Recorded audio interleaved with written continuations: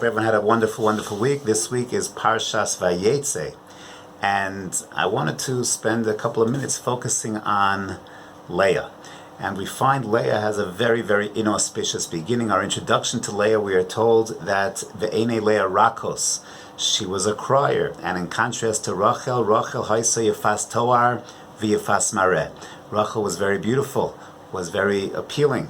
And Eine Leah Rakos, soft eyes. Rashi explains she was destined to marry Esav. She was a crier because of that. And indeed, Vayehav Yaakov es Rachel, and Yaakov's beloved is Rachel, for whom he works 6 years, and those years go by, says the pasuk, Kiyamim achadim, as days ba'avaso osa, as a result of his love for her. And what is Leah to Yaakov? Vayar Hashem ki snua Leah, that she is a snua. And as a result of that, Hashem bestows upon her the ability to have children. But as she names her children, as she has her children, we find that the way she names her kids reflects her emotional state.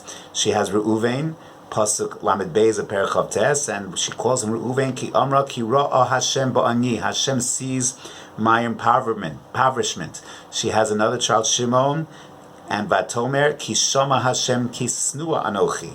Vatar od, another child, Levi, Vatomer, and she says, maybe now, Ata, maybe now, Hapam yilavet yishi, maybe now my husband will accompany me.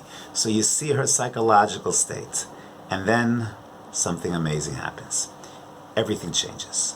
When she finally has her fourth child, Yehuda, and I'm recording this on Wednesday, a day before Thanksgiving, something changes.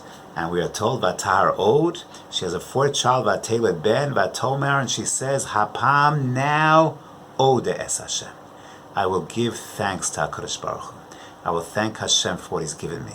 And true, I might not have the appearance of Rachel, I might have been the second wife, but I'm going to not look at what I don't have. I'm not going to have a scarcity mentality. I'm going to look at what I do have. I'm married to Yaakov Avinu. I have 4 children. I'm blessed with 4 children. Hapam, now I'm going to shift gears. Ode es Hashem. And Chazal tell us in the Gemara Brachos and Dav Zayin that Leah was the first person who gave a true sense of Chodah to Hashem from the days of creation. More than Adam, more than Noah, whose entire world was destroyed, but he was saved. He didn't thank Hashem like Leah thanks Hashem. Avraham Avinu and Sarah, who waited so long to have a Yitzchak, they didn't thank Hashem like Leah thanked Hashem. There was something deep and profound over here, that it was a total shift in perspective, a shift in stance, a stance of no longer looking at what I don't have, but looking at what I do have. And from this point on, everything changes for Leah. And she emerges, and she has 2 more children. She's going to be the mother of 6 of the Shiftei Ka. Rachel, her sister, only 2. Leah is the one who's going to be buried next to Yaakov Avinu in Marasa Machpelah. Rachel is going to be buried Baderech, Ephrata, outside of Ephrat, Beit Lechem, and that's where she's going to have her ultimate burying place, outside of Marasa Machpelah, outside of the outskirts of Eretz Yisrael. Malchus Yisrael starts with Shaul, who comes from Shevet Binyamin, but it endures in David HaMelech, which comes from Yehuda. Kuhuna, Leviah, all comes from Leah. Mashiach, the ultimate Melech, it starts with Mashiach ben Yosef, which comes from Rachel, but the enduring Mashiach, the enduring bringer of Geula, is Mashiach ben David, that comes from Leah.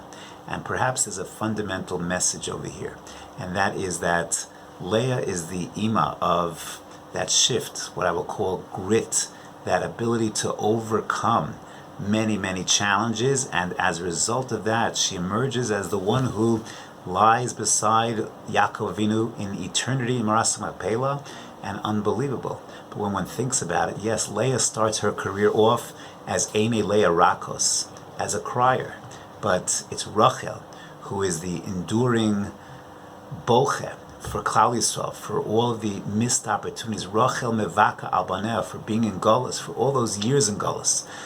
That's where Rachel is crying on behalf of the people, because at the end of the day, Leah perseveres and she emerges as a result of this tremendous shift based on that sense of thanksgiving, Hapam Oda Es Hashem. And while things get kicked off with Rachel, start with Rachel, Malchus starts with Rachel, Moshe ben Yosef begins with Rachel, but the enduring institutions of Klal Yisrael come from Leah. And that's a tremendous, tremendous Musar Haskel, both in terms of our general approaches, how we meet challenges, that sense of grit, that sense of perseverance, that sense of looking for the long term and enduring. And that perhaps is the beautiful and powerful koach of Leah, and we should all be zochet to have that sense of grit, that have that sense of staying power, even when things get tough, and they do, unfortunately, is to keep pushing forward, to keep having a positive attitude, Hapam Oda Es Hashem. And Be'ez Hashem, we will see tremendous things going forward as a result of those kochos. Have a wonderful Shabbos Kodesh.